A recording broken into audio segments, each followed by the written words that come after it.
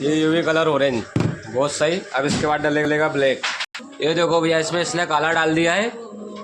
अब देखो ये इसमें काला कैसा कमाल करता है, काले से एकदम पूरी इंक बैठ जाएगी। ये भैया मीडियम है, इसको थोड़ा पतला करते हैं इससे।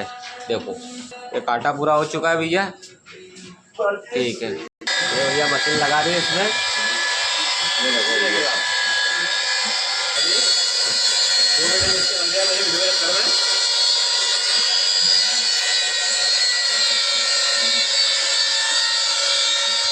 बहुत टाइट लगती है, बहुत इनका टाइट है भैया देख लो।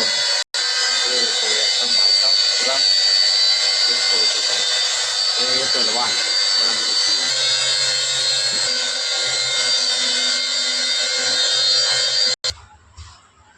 ये दाल उठी है, ये देखो मिक्स हो चुकी है भैया पूरी तरह से।